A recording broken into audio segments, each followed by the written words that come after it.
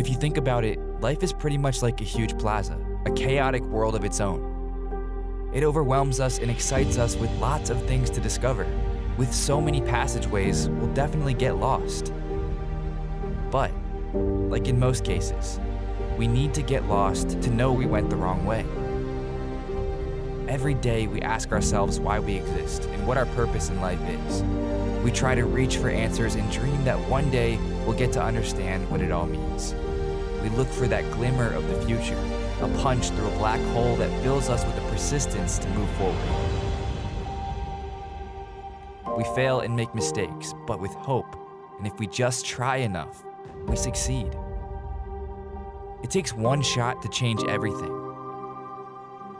But here we're trying to make things right, either with others or by ourselves. It doesn't matter what camera we use or your medium of preference, be it film or digital, because we know that, together, we are born in film. Welcome to Photo Nation, a photography community that inspires you to push beyond your limits and motivate you. Built as an international passion hub and an avenue for photographers to build connections between other enthusiasts and professionals, be it film or digital. Join us at our social platforms.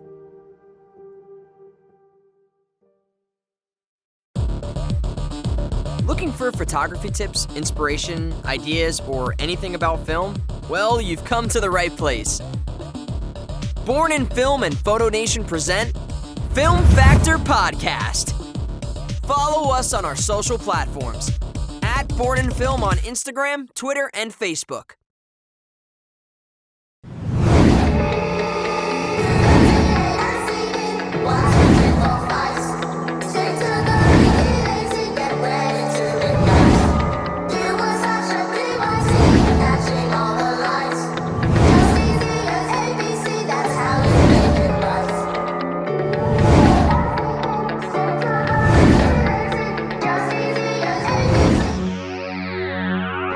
You never wanted to look beyond the clouds and the stars, or to know what causes the trees to bud, and what changes the darkness into light.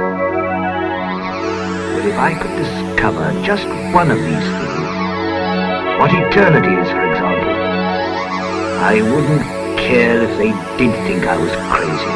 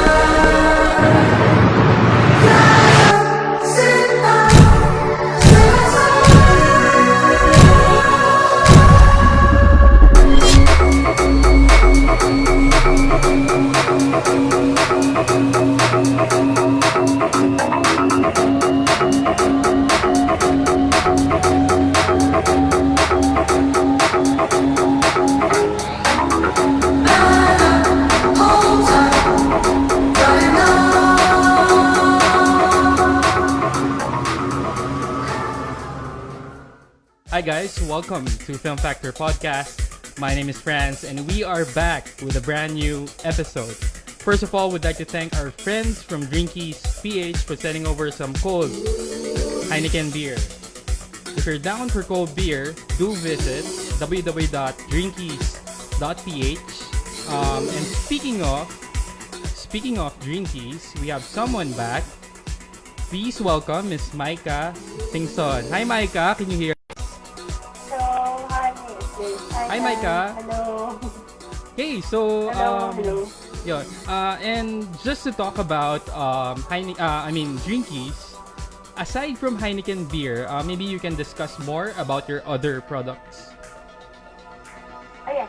So aside from Heineken, we also have other lager beers, such as Tiger Crystal and your strong beer, which is Tiger Black.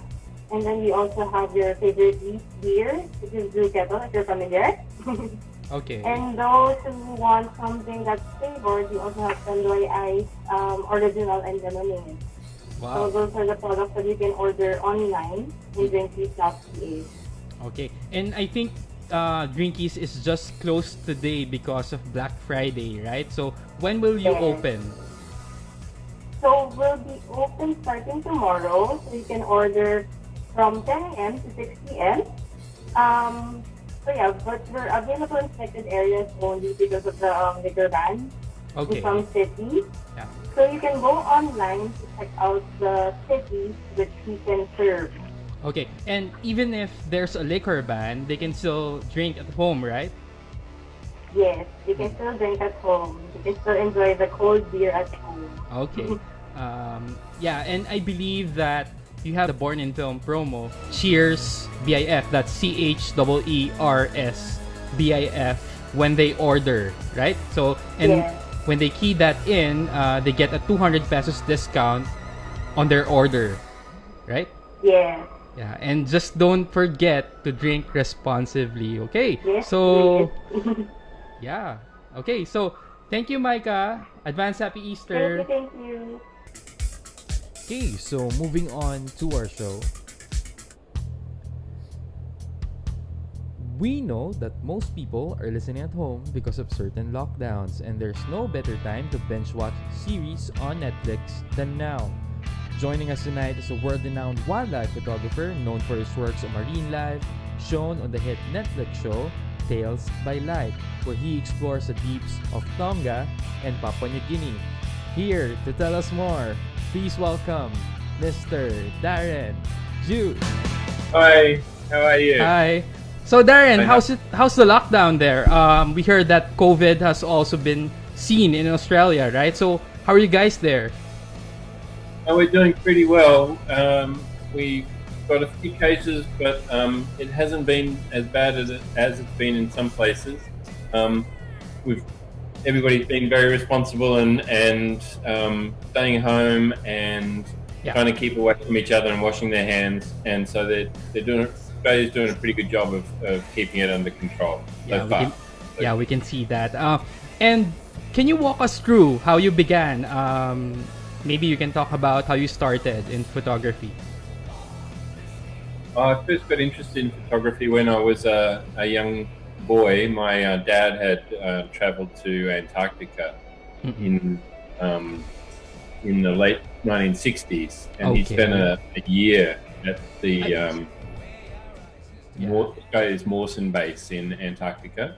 And he took his camera with him. He was a radio technician, and he was in charge of keeping communications going between Australia and Antarctica. And in his spare time, he used to take pictures, and I really enjoyed looking at those as a child when I was growing up, and that really got me interested in photography. Yeah. And what year was this? The photos that you sent us? Those ones of Dad were in 1967, 1968. Only And a couple of years old. how old were you back then? So I was only a couple of years old when he went down there, and I guess I started realizing, recognizing the pictures when I was maybe 6 or 7 years old. I started looking at them seriously. And there's a bit of nostalgia when you see photos like that, right? So, and you began your career in commercial photography, right? So how was it in commercial? After I left photography college, I went into working in labs and dark rooms and working for commercial photographers as an assistant, cleaning studios and making prints and making coffee and answering the phone, all the things that an assistant does, as well as setting up the studio and setting up the lights and loading film into cameras and things. And I learned a lot through commercial photography, and I guess getting a grounding in the business of photography was really good as I branched out into other areas. Great. So, and after that, you moved on to wildlife service. So, how was the experience compared to commercial photography? It was very different. We're often getting in the commercial world, you're getting a brief from an art director or a client who's after something very specific, and usually something that you can control reasonably well, whether you have it in the studio and you can control the lighting, or you're in a outdoor situation but you can control the talent or the time of day and all that kind of stuff.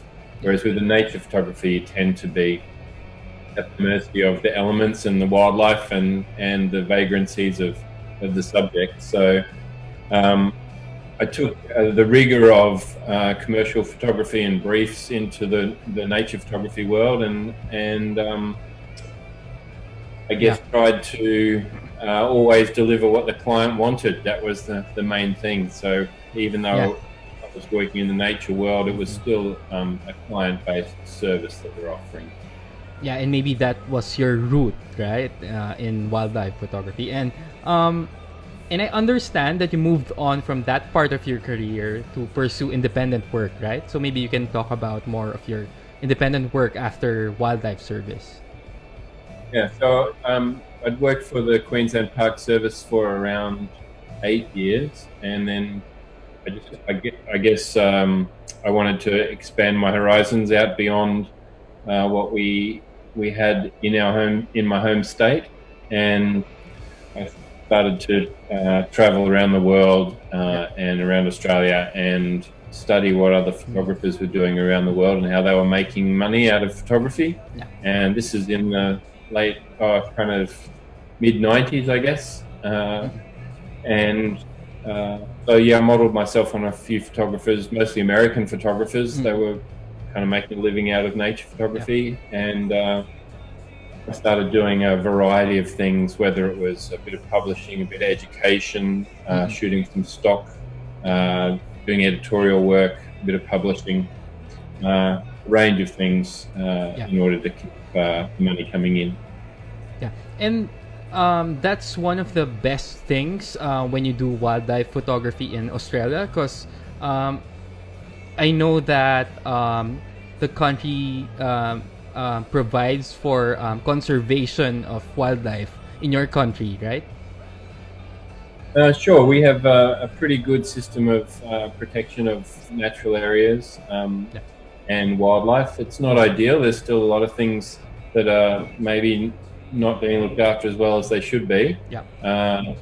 But generally speaking, we've got some really important natural assets. Some of the world's oldest rainforests, the world's biggest coral reef, complex of coral reef, and we've got all our unique wildlife. Yeah. But we just took a hit over the summer with all of the terrible bushfires we had here, and we lost a lot of wildlife. Wow. Yeah, I heard about the wildfire. Yeah. Mm-mm.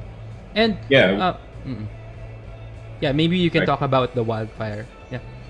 Maybe a bit. So it was the most intense fire season that we'd ever had in Australia, and it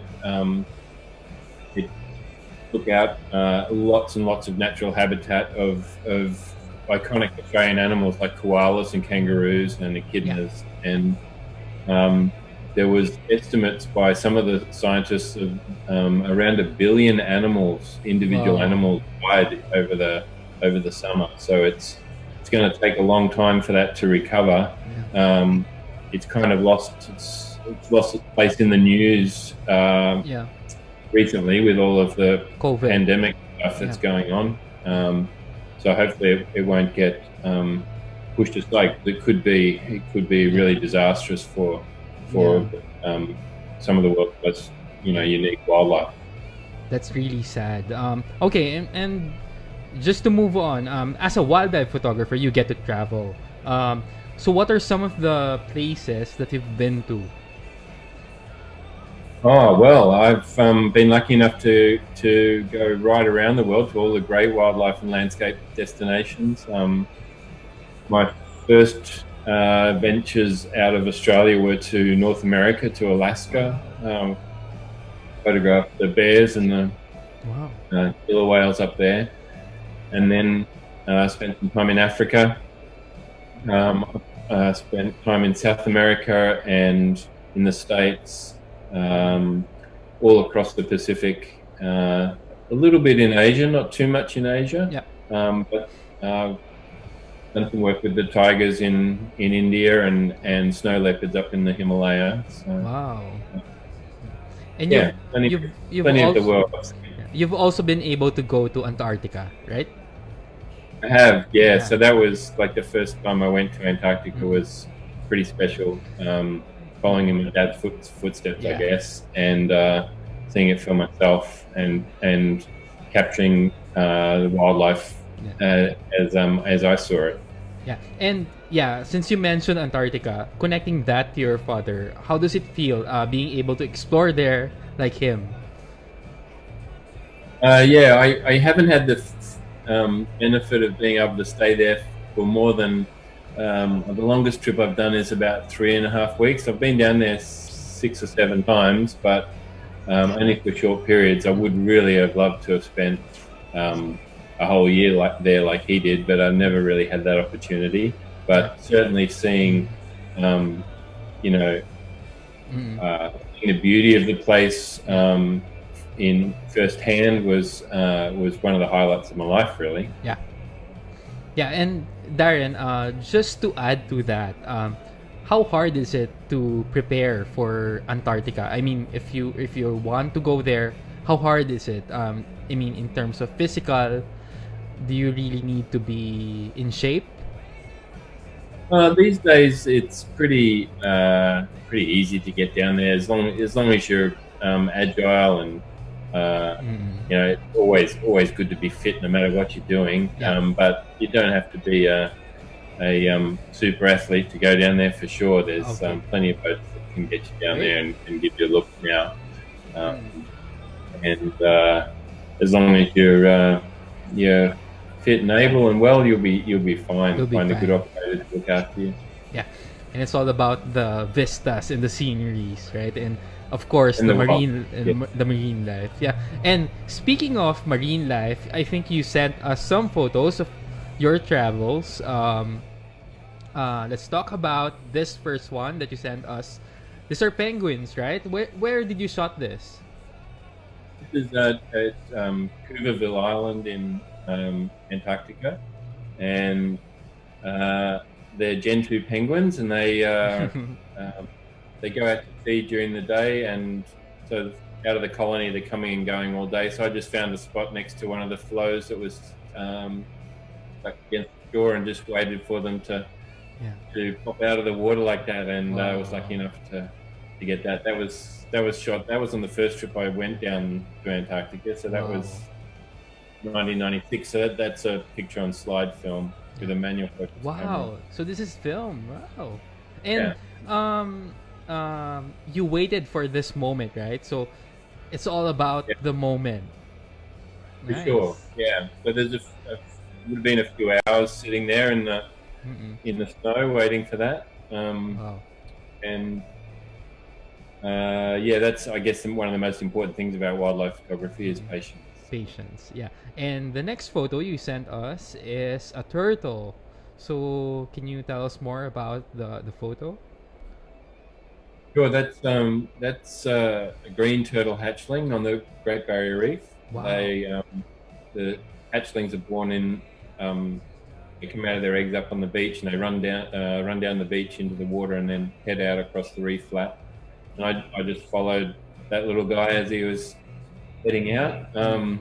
That's another old picture, and again it's on film. That's with a Nikonis camera, which is a pretty famous underwater camera, film camera that didn't even have a light meter in it. So no light meter.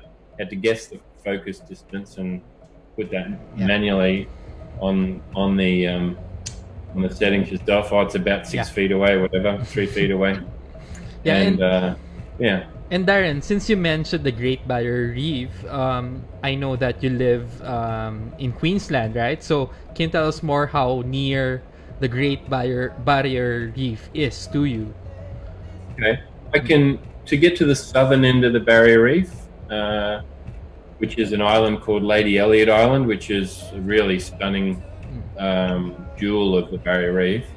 I can drive, if I drive for about 3.5 hours north, and then take a half-hour light plane flight out to the reef, I can be at the Barrier Reef. Wow! So that it does stretch a very long way north from from that point. Okay. It's about 2,000 kilometers long, or 2,500 kilometers Yeah. long. Hold on, let Um, me. Yeah, we're right at the southern end. Yeah. So your next photo is this one. So can you tell us more? Yeah. Yeah, that's an oryx in the Namib Desert in Southwest Africa. I'd walked across a gravel plain about 7 or 8 kilometers one morning, and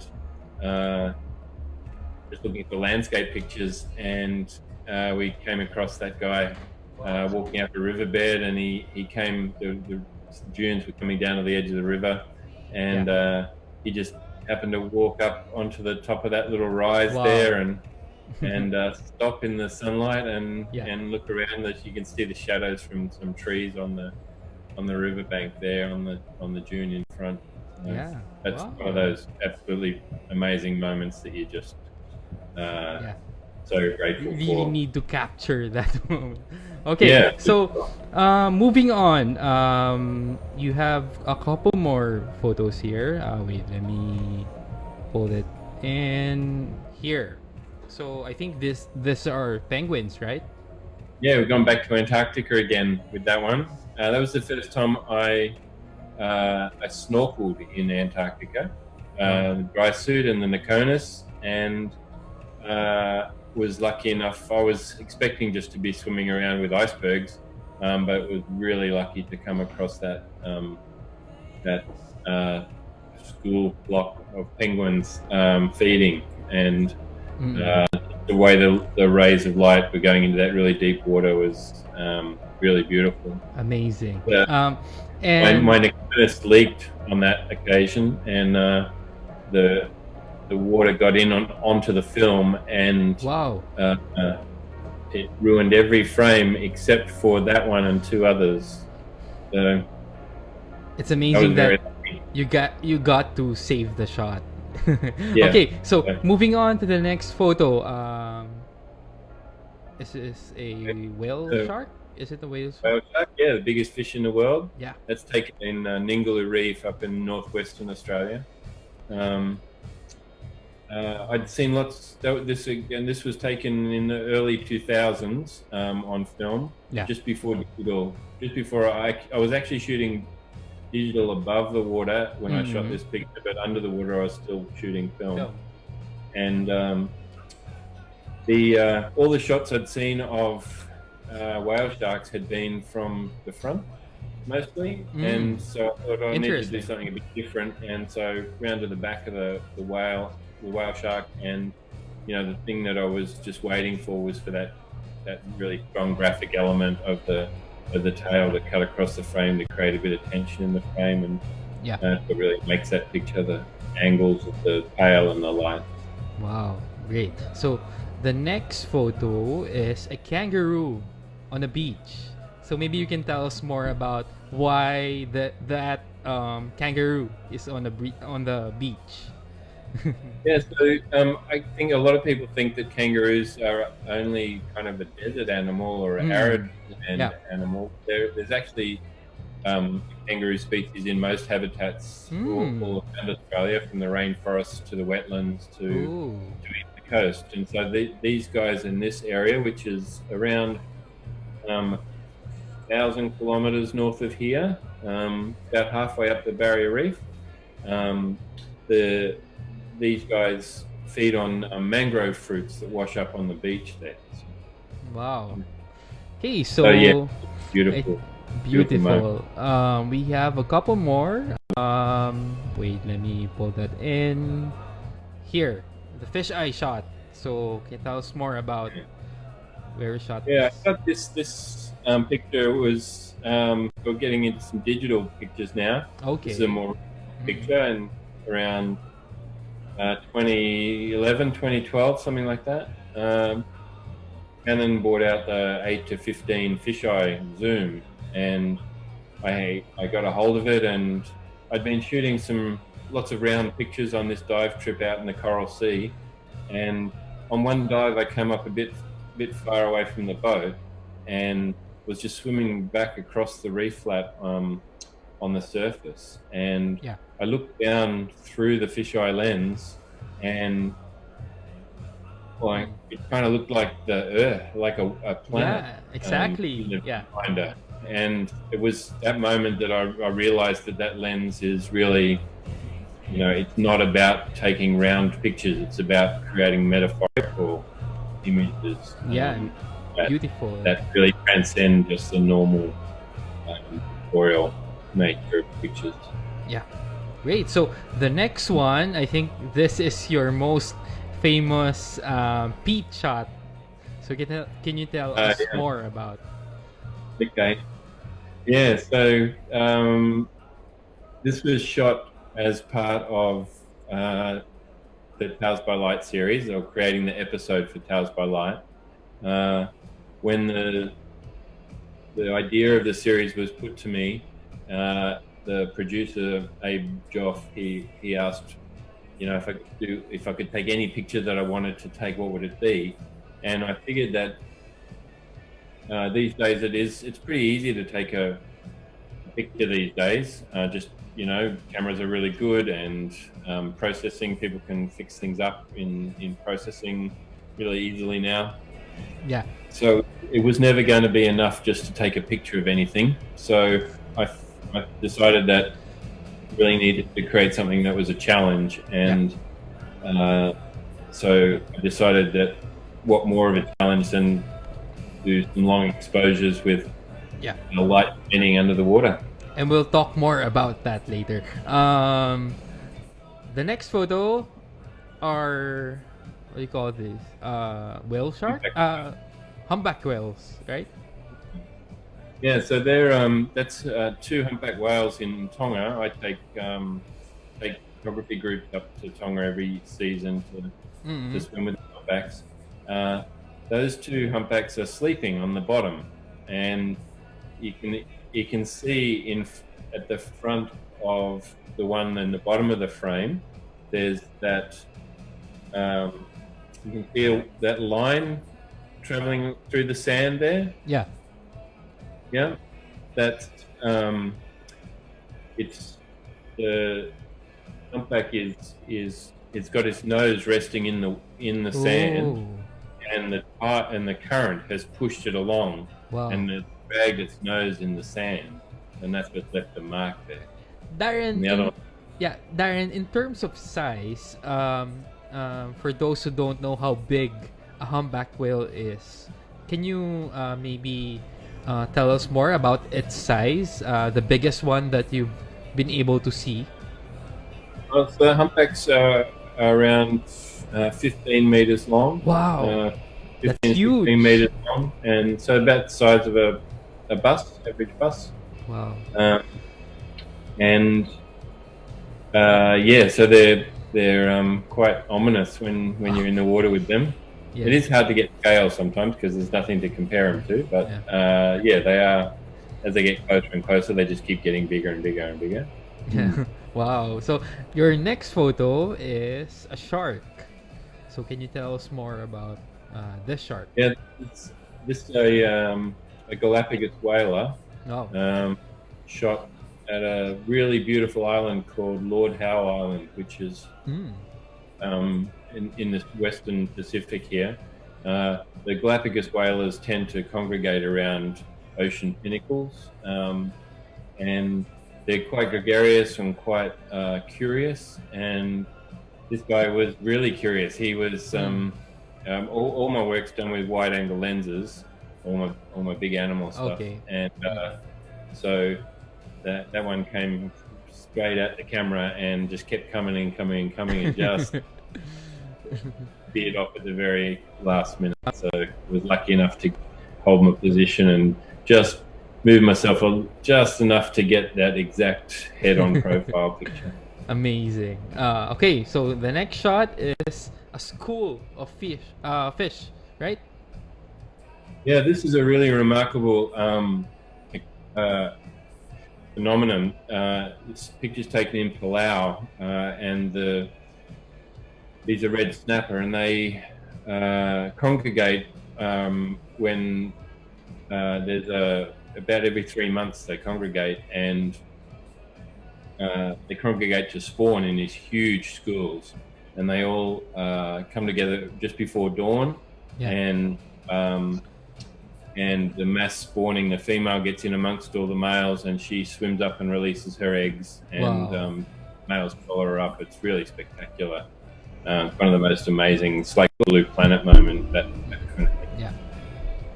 Great. So the last one you sent us is a fish eye of what are these? These are jellyfish in Jellyfish, a lake in Palau called Jellyfish Lake. Okay. Creatively named, and again using the fish eye to create kind of a metaphorical jellyfish planet. To sort of say a little bit more than just the average pictorial picture. Yeah, nice.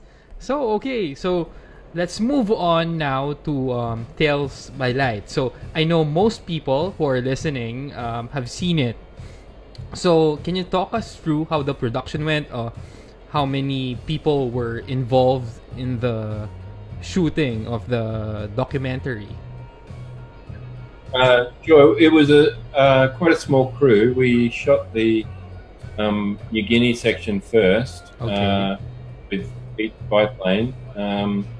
We had Abe Joff, who was directing and main camera, and then we had the sound guy and an assistant and a B camera roll. So small crew, and that was for the film crew. There was myself, and everywhere that we went, we obviously had guides to assist us as well. And that's an important part of what I do is working with experts in the trade. So.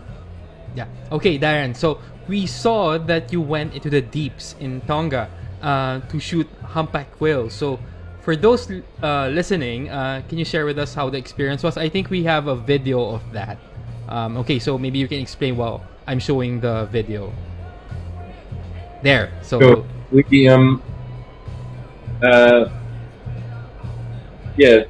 I've been going to Tonga now for around 20 years, and each year the humpbacks come up from Antarctica to breed in the warm tropical waters. So we head out there with licensed whale swim skippers, and we I guess do our best to get in the water with whales that are happy for us to swim with them. Wow. Not much use getting in the water with a whale that's not happy. When we get they can swim pretty fast and they can hold their breath for a long time. So so it's all about getting to know the animals and having them accept you in their space. Yeah, and after that, they showed that you were in Palau. I mean in Papua New Guinea, right? So you flew to Papua New Guinea. At that time you flew there, the volcano was set to erupt, right?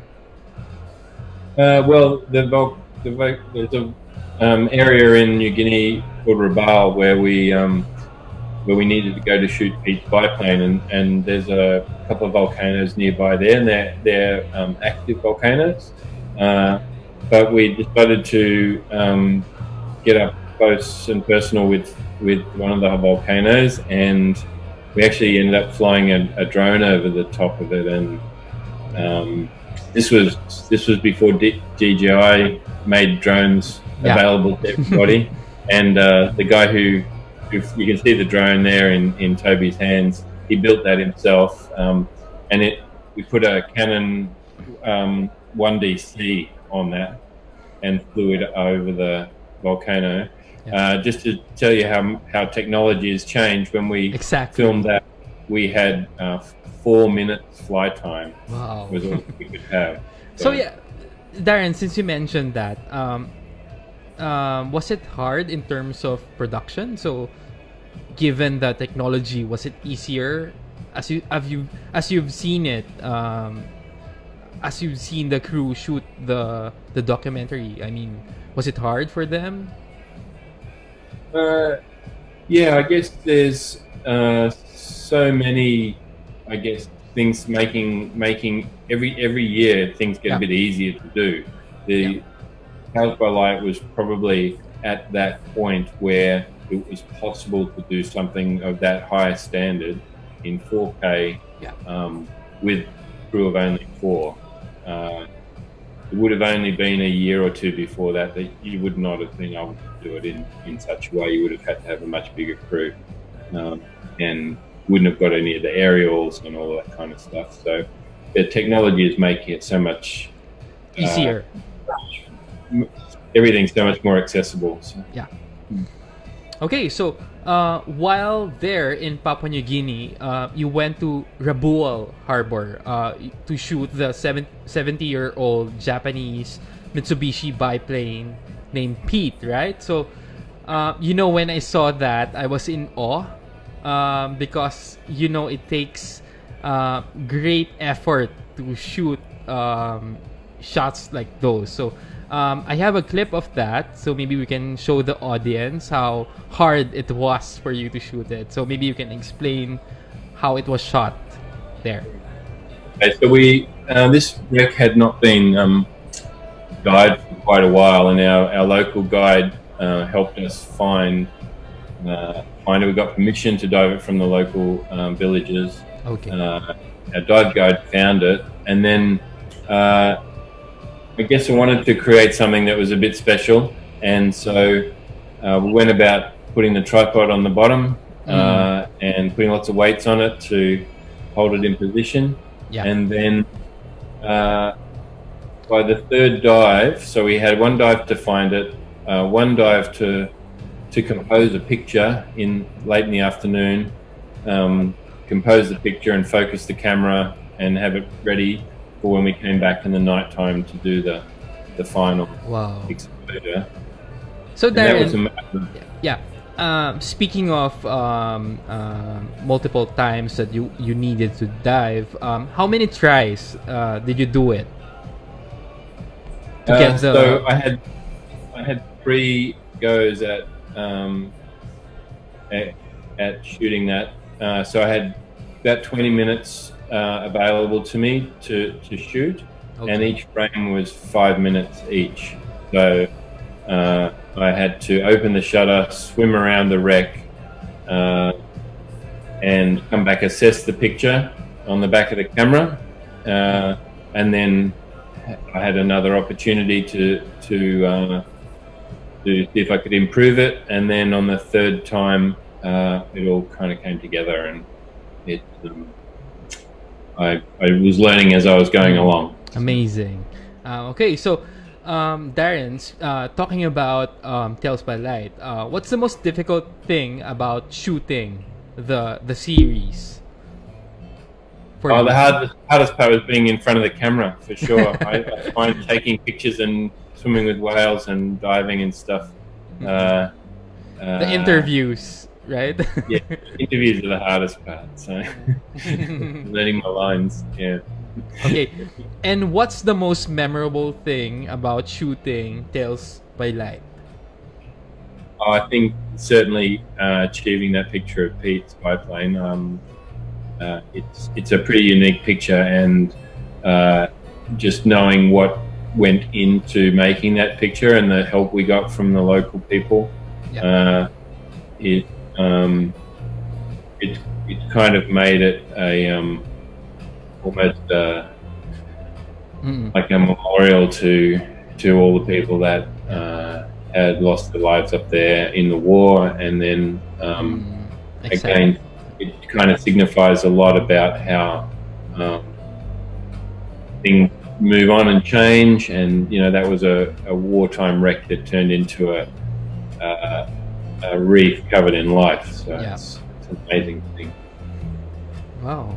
Okay, so let's go now to marine photography. So like what you did in shooting Pete, how do you plan a marine photography shoot? Yeah, I guess underwater photography is pretty important to do all your planning, because any any dive needs to be planned, but when you're kind of adding a level of complexity of photography, and especially complex photography on top of it, then it's really important that everybody knows what has to be done. And it's always important to have somebody who's looking after the logistics and the safety aspects of what we're doing. Yeah. And so you've got to remember that if you're working in a team, you can't really easily communicate with people once you're under the water. You pretty much have to have everything organized before you go down. Talking about that, you also told me that it's important to rely on experts that will guide you, especially when you're in an unfamiliar territory, right? Yeah, for sure. I learned very early in the piece that people who are living and working in places know way more than photographers know. And there was a dive guy, Kim, up at Lady Elliot Island on the reef, which is that sort of area close to us here.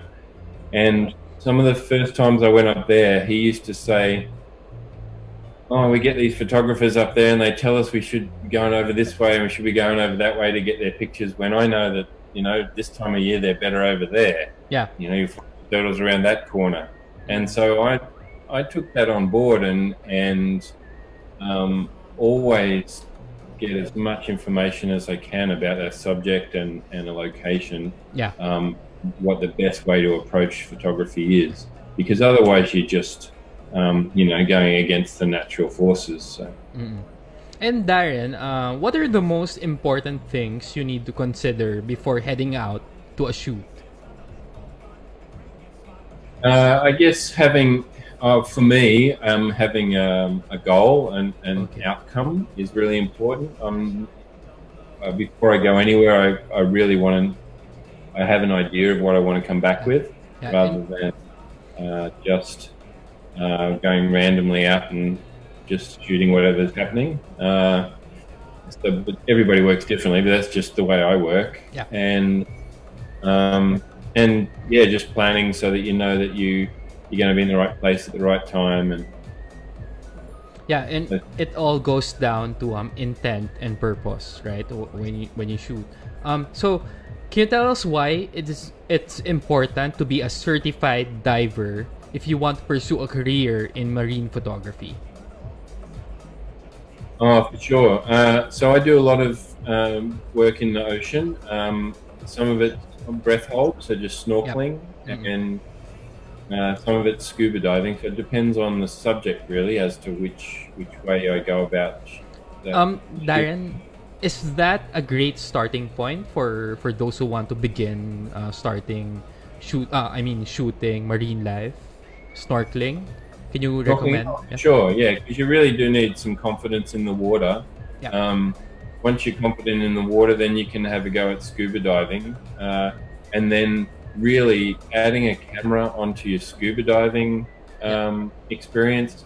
You really need to have 20 or 30 dives under your belt before you even think about taking a camera, because it's a dangerous thing to do if it's not done properly, and you've got a lot of stuff to think about, and you've only got two hands, and if you need them for the diving, let alone to have a camera in your hand. So getting experience and being a good diver is probably one of the most important parts about being a good underwater photographer. Yeah.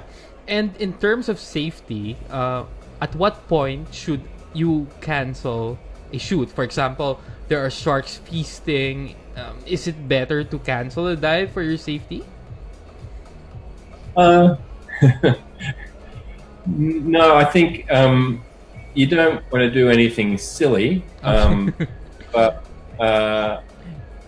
I've never really been in a situation that I've only aborted a couple of dives because conditions weren't exactly what we're expecting. So the biggest concern usually in the ocean is currents rather than animal.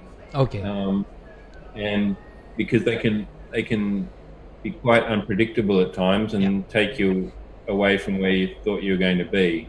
So having a good team and being smart enough, like you say, to make decisions about your safety is paramount. Okay, so Darren, let's now move on to cameras and equipment. So we understand that you're a Canon master, right? So how long have you been shooting with the Canon system?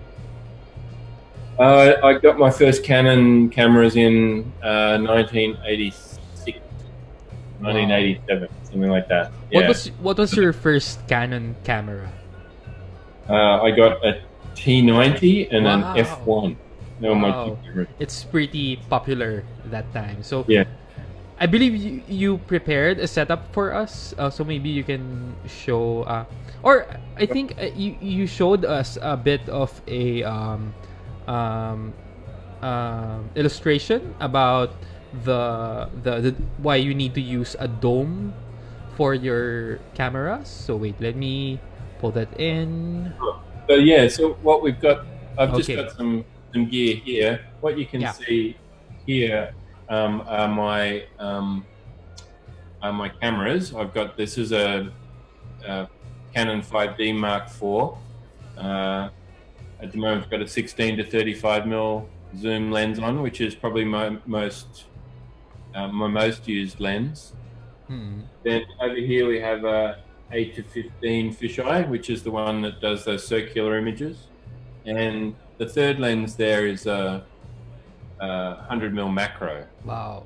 For doing close-up stuff. So they're really the three lenses that I use the most, because the key to underwater photography is getting close to things. So you need a wide-angle lens so you can get close to big things, and a macro lens to get close to small things. Okay, so Darren, in deep dives, what camera should you use? Should you use a full frame or a mirrorless? Does it matter what camera you use? No, it doesn't matter really. Mirrorless or full frame is good, but it can be mirrorless or DSLR. I'm still using DSLR. I like the DSLR. The mirrorless are starting to become into their own now. But you know, the size of the sensor is the important thing for image quality and color and so forth. So, you know, the bigger the sensor, the better. Hence, you know, I've never really used crop sensors cameras for that. So. And Darren, I understand that when you shoot, it's also important to have an assistant with you, right? Yeah, it's always good, especially under the water, somebody to help out if you need somebody to hold a camera, or so you can adjust your gear or something like that. Because there's all kinds of things that can happen to you when you're diving and get entangled in things. If you're diving in caves, you can, you know, you need to be careful to pass gear around and things like that. So you always need to dive with a buddy anyway. It's not smart to go into the sea by yourself unless you're really highly trained, and you've got redundant systems on you. But an assistant is really important for sure. And I've got colleague Jasmine who always dives with me. She knows my habits, I know hers, and we look after each other, and both in terms of diving and the photography side of things. Yeah. So Darren, maybe you can show us how intricate the system you use is for diving. Okay. Yeah. So what I can show you here is this very large piece of domed glass on the front here. Okay. That's the key to getting sharp underwater pictures with a wide-angle lens, and that is the dome port. Yeah. The house, as I said, they're just normal terrestrial or land cameras, but we just put them in a waterproof box. And it's not just any box though. It's got all these levers and controls inside. That's so intricate. So that we can get in contact with all of the different controls on the camera. Yeah.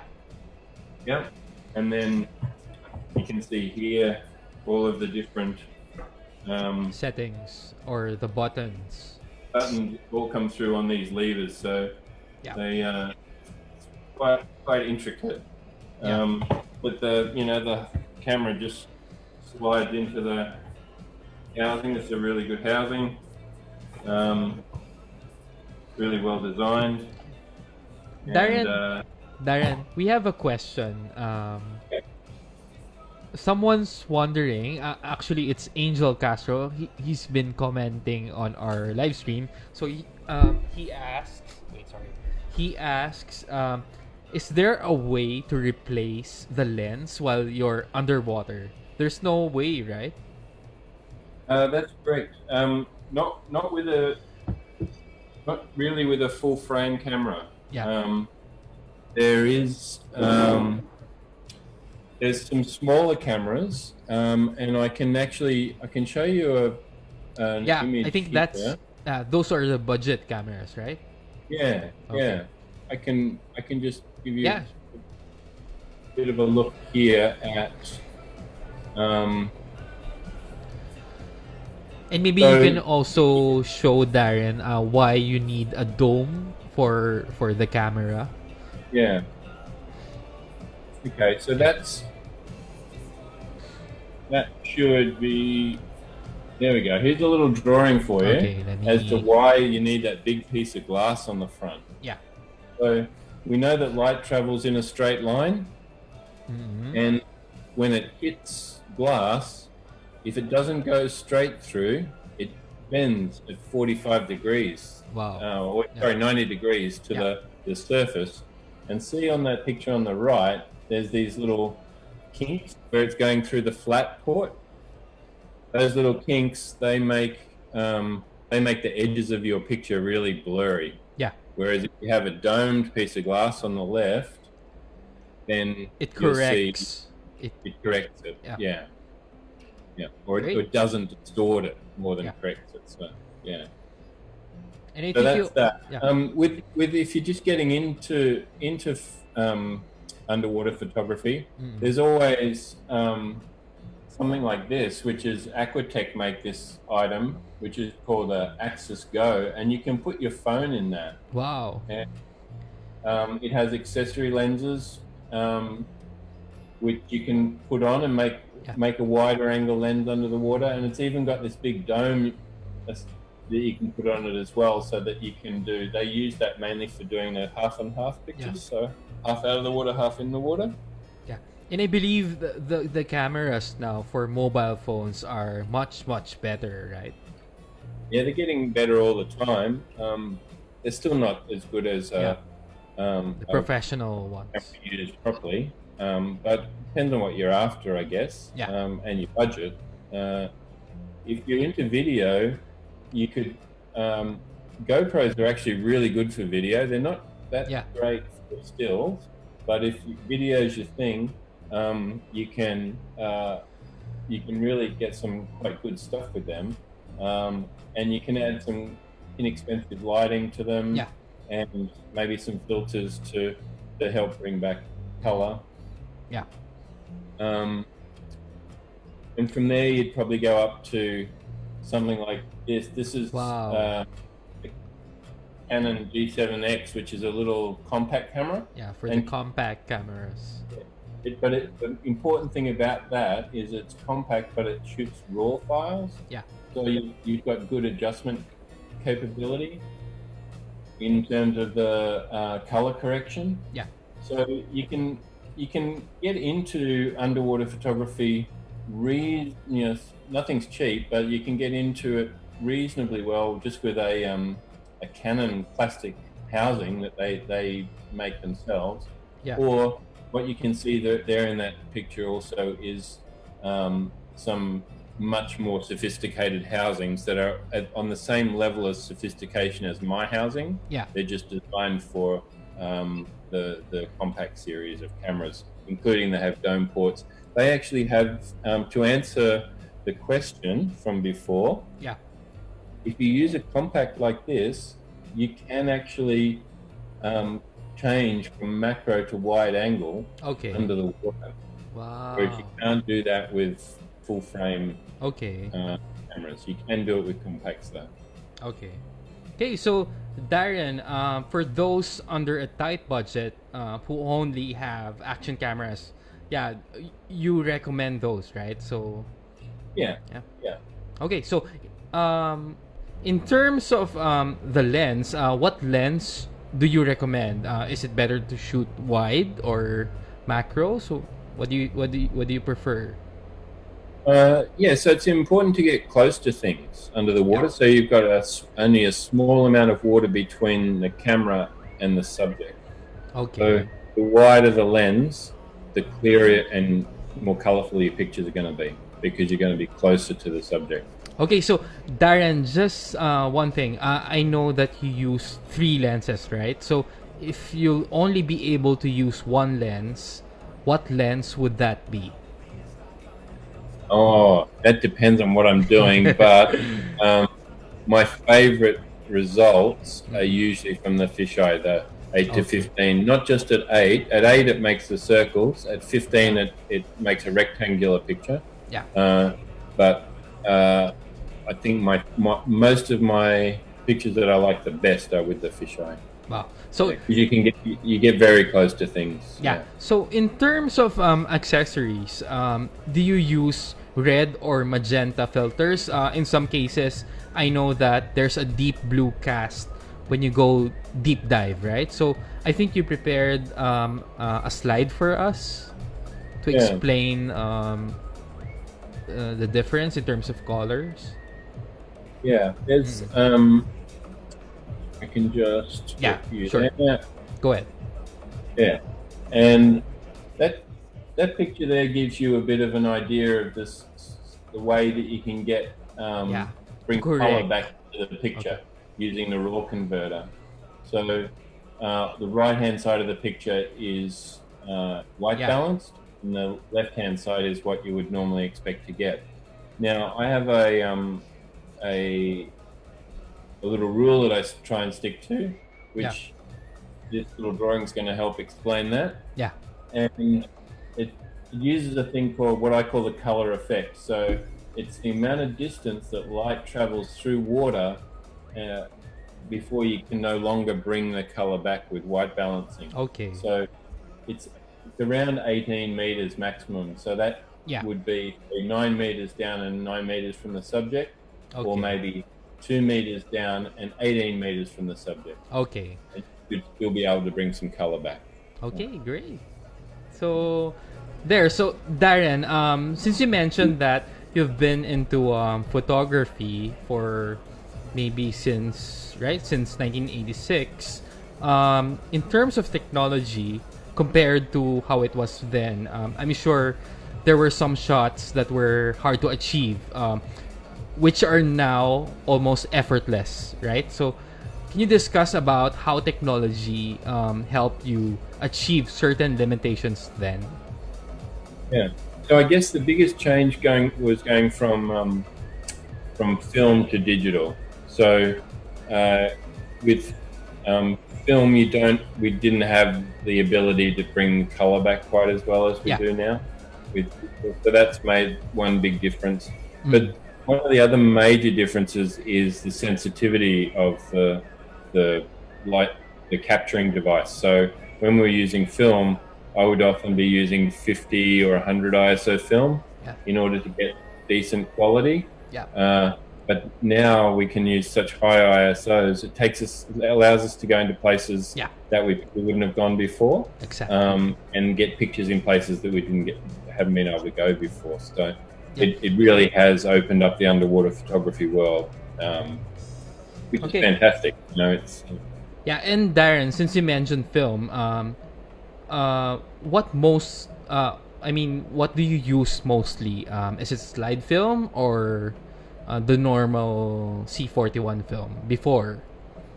Or I'm an E6. I like slide film. Because the colors get preserved, right? And I don't know. For me, photography is about process, and slide film, you couldn't get it wrong with slide film. If you got it wrong, like, you just threw it away. Yeah. So it really made you work hard to do the right thing. But I shot some black and white film a couple of weeks ago up in Indonesia. Wow. And I'm looking forward to processing that, getting back in the darkroom to do that. Wow. So shot that on And you- Nikonus. And you process your own film, right? Black and white, yeah, Wow. yeah. That's great. So at least the thing is now that people seem to go back to film just to feel the rawness of processing your own photos, right? So okay, so Darren, we have some people here who sent in questions. Maybe you can answer some of them. We got a question from Facebook. RC Rosales asks, how do you determine your camo pattern when you're doing a shoot in the wild? So maybe you can tell us more about in terms of what you need to wear. Okay. Does it really well, matter? I'm actually not a I'm more likely to. I like the animals to see me rather than. Okay.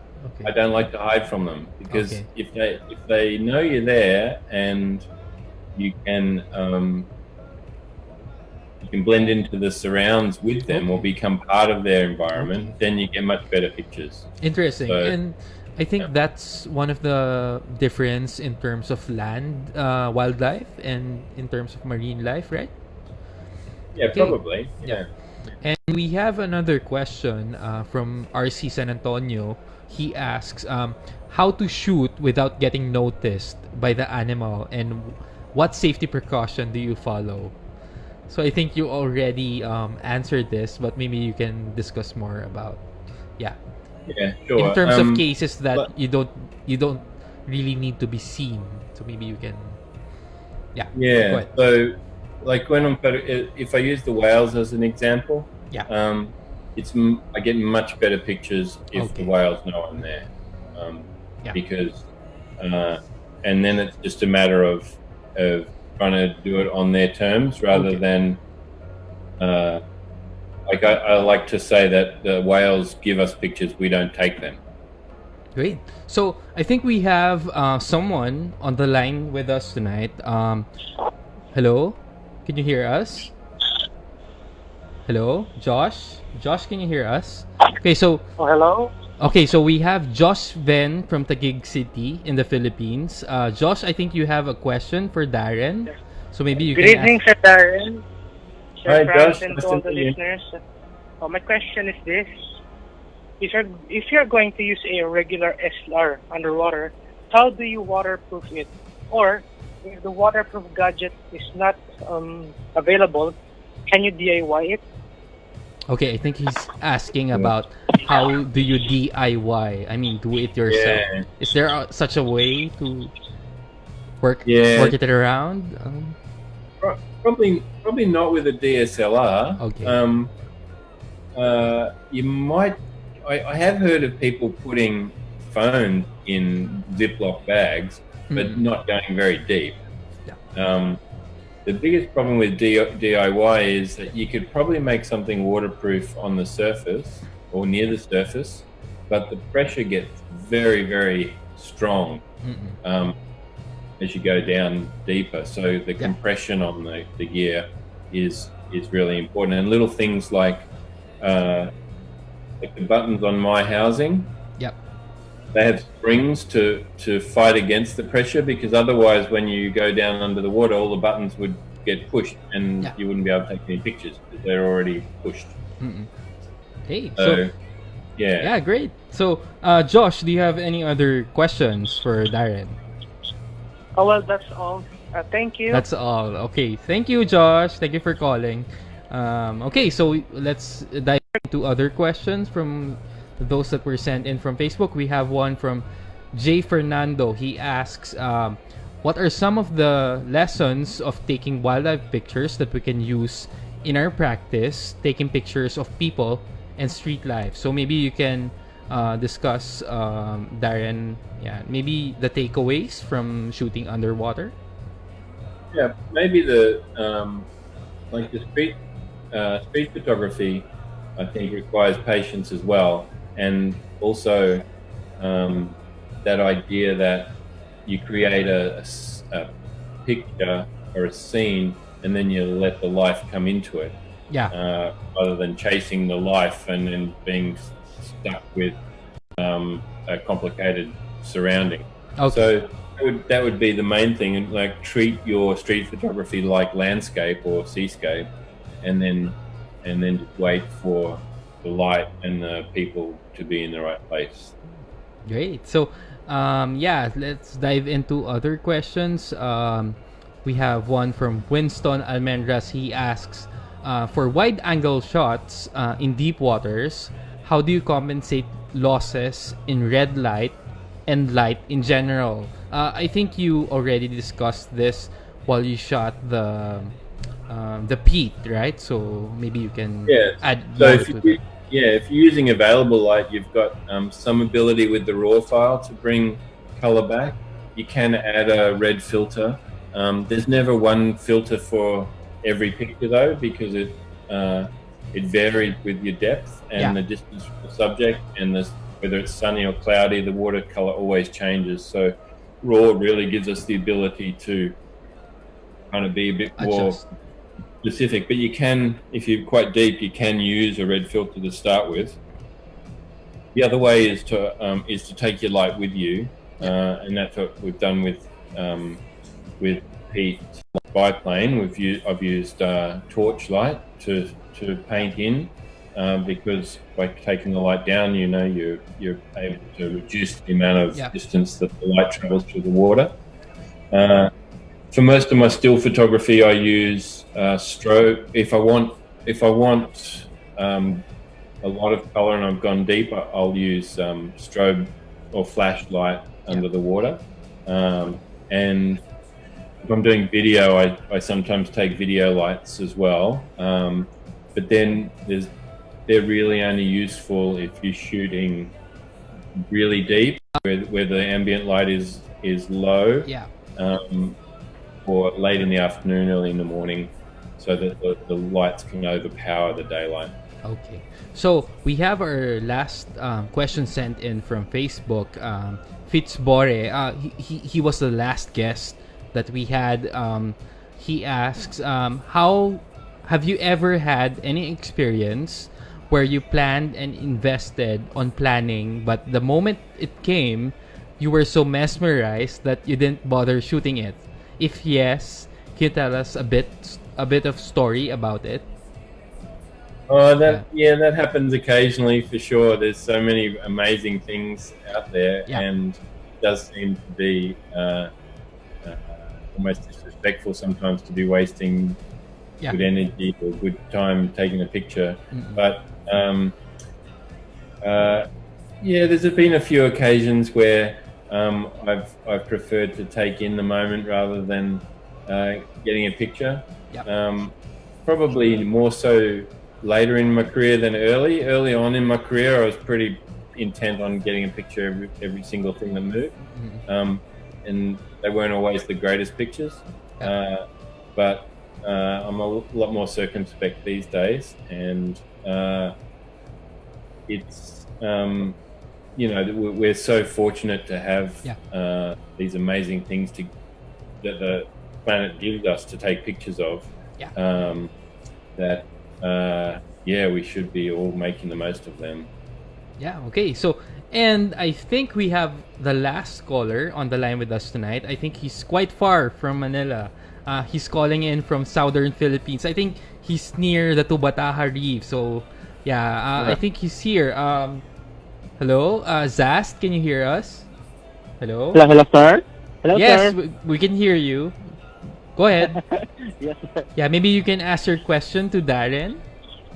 Yeah. Okay, go ahead. First question. By understanding the light and shadow in photography, how do you apply it, and how difficult when you're doing underwater and marine photography? Okay, so I think he's asking about the light underwater. Is it hard to find the light underwater? Yeah, I really love the way the light acts under the water. I love the way that it wraps around things. I like the way that the rays show up in the water. Yeah. My favorite pictures are available light pictures, where the picture is of the light and the way it's falling on the subject rather than of the subject itself. Yeah. So that's where we've got the great advantage of the raw files, so that we can increase contrast and bring out textures in the coral and the plant life and whatever's underwater. Okay, so Zaz, do you have another question for Darren, or are you good? Go ahead. Here's the last question. Okay, go ahead. As a member of this young generation of photographers, what is the best discipline you can give us? Like, as a passionate photographer and hungry for creativity, what is the best advice for this for us, like new generation photographers? Okay, so I think Darren, he's asking about your advice to the younger generation now. Photography is, cameras have made photography really quite easy. As in, it's easy to get a picture of things. It still needs you to have a good understanding of the controls of the camera and how you can use the camera and its controls to achieve the sort of effect that you want to achieve.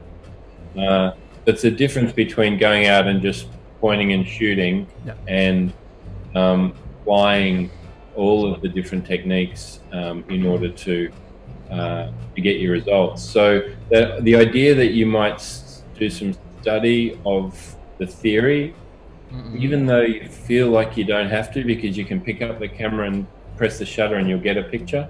I think understanding technique is really important, and probably more important than that is increasing your visual literacy. So getting an understanding of what a good picture is by looking at lots of pictures, not just lots of pictures in an Instagram feed, but lots of pictures in really good books.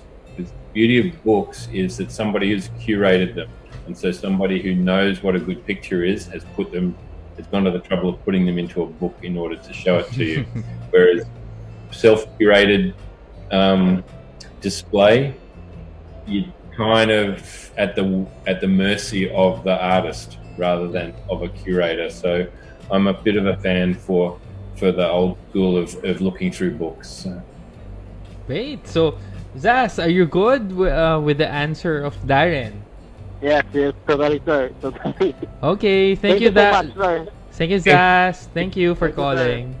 Okay, so Darren, I think we're down to our last segment. So for those who want to see more of your work, where can they go? I believe we have your website here. Let me show that on the screen. So there. I think that's your Instagram, right? Oh, wait, let me. Instagram, yep. There. Instagram's a place for all the Instagram's a good spot for my contemporary work. So I'm okay. Let me show your Instagram. My trip up there, you'll be able to find kind of trip reports and things like that. On there, and when I'm not traveling, there'll be some other images that'll be maybe pop up from my archive.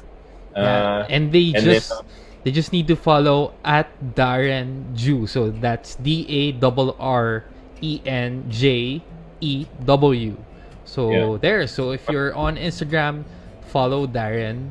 You get to see more of his underwater photos. And then Darren, maybe you can explain about your website, where can they go? So that's just darrenjew.com, and there's some galleries on there, so you can browse through lots of different pictures, and then there's some links to our tour business and with the whale swimming, and also to some print galleries, so that you can if you're interested in buying prints or anything there. And Darren, you also do tours in Tonga, right? So can you tell us more about Whales Underwater and how they can contact you? Yeah, sure. The Whales Underwater is the business that we that takes people to Tonga to swim with whales, and also to Norway to swim with orcas as well in the winter time. And go ahead. So Whales Underwater Wow.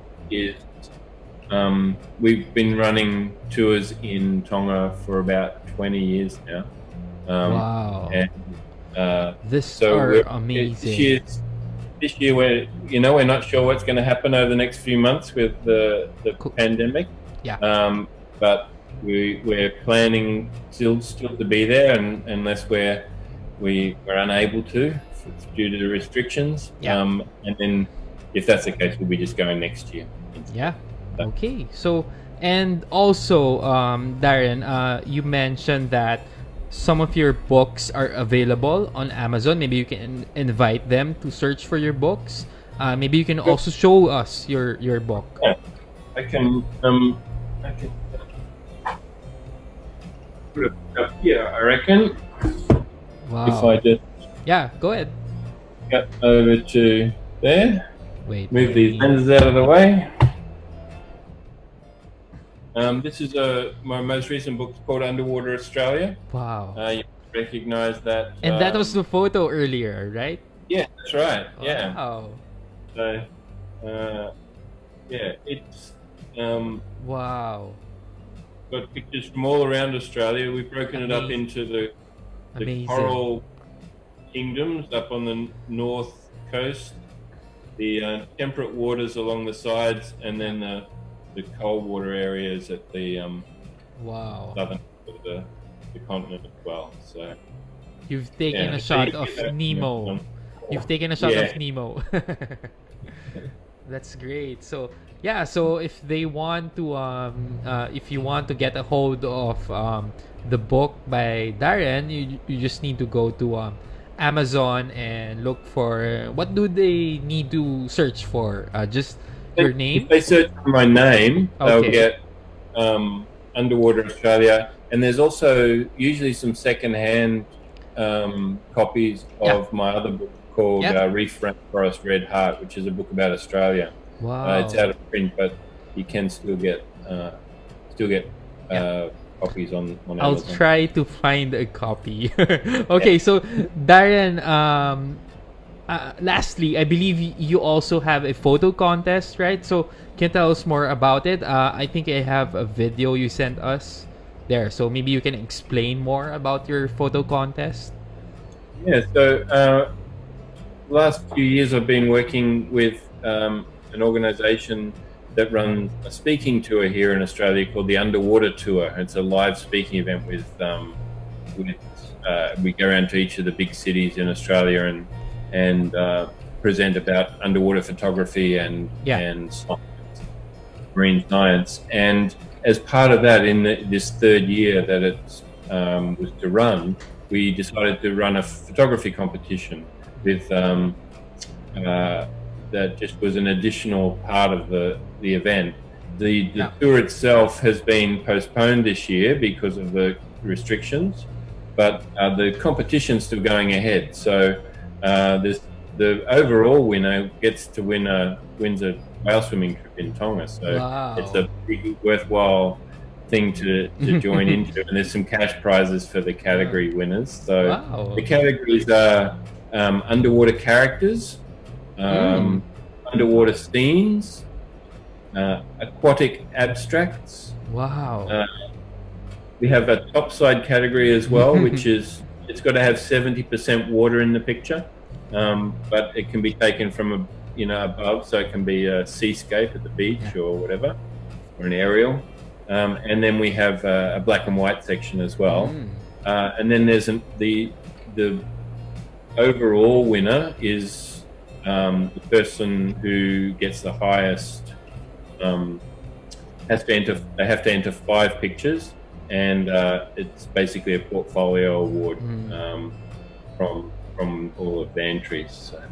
Great. And I think after the lockdown, they'll be interested and excited to join your contest. So for those who want to see more of the details and the mechanics, you can go to underwater.com.au and check the website out. I believe Darren placed the mechanics here.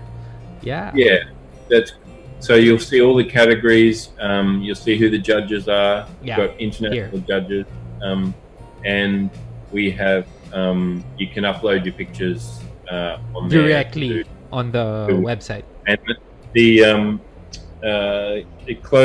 entries close on the 30th of May, so you've got a couple of months to get your best pictures in. It's a great time to be looking through your archive and pulling out your best pictures. So and there's a chance to win some cash and prizes. So great.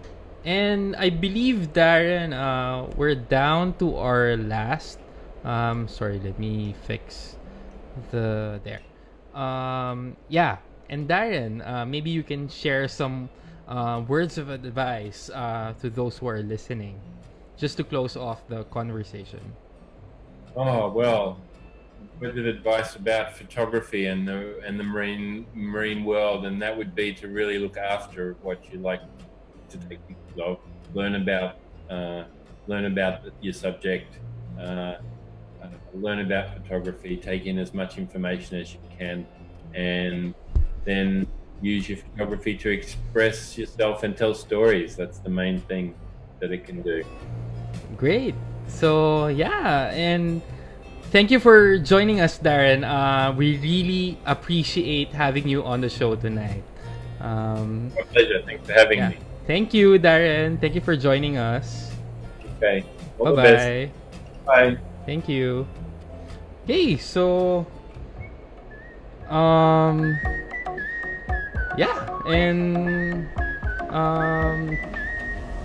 I believe that's all the time we have for tonight. Do check us out on social media. You can follow us on Instagram, Facebook, and Twitter. Just key in at Born in Film. You can also follow us on Spotify. Just go to bit.ly/filmfactor. You can also watch the replays on YouTube at bit.ly/watchfilmfactor. We will be, in honor of Darren as an Australian, we will be leaving you with this song from Men at Work. So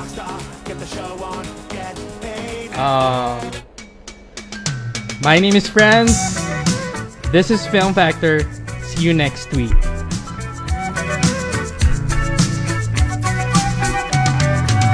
Traveling in a freighter combi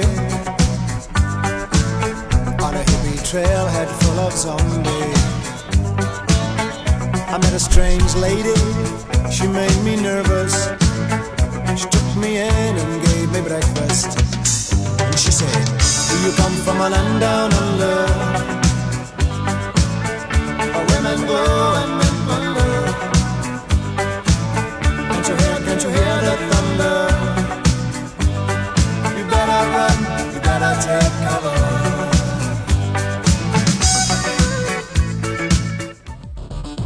Looking for photography tips, inspiration, ideas, or anything about film? Well, you've come to the right place. Born in Film and Photo Nation present Film Factor Podcast. Follow us on our social platforms at Born in Film on Instagram, Twitter, and Facebook.